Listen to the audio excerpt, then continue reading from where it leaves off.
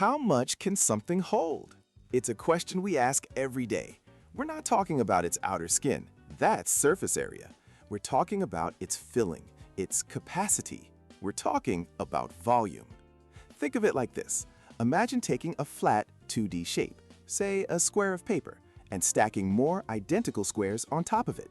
As the stack gets higher, you create a 3D object and fill a space. That simple idea of stacking is the key to everything. It gives us one elegant, universal formula for all prisms. Volume equals the area of the base times the height. This single rule works for anything with a uniform cross-section.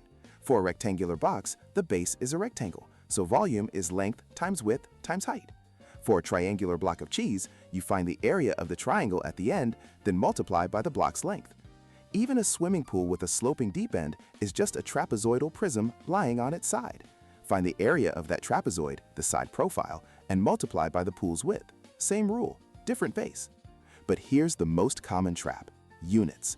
A meter has 100 centimeters, but a cubic meter isn't 100 cubic centimeters.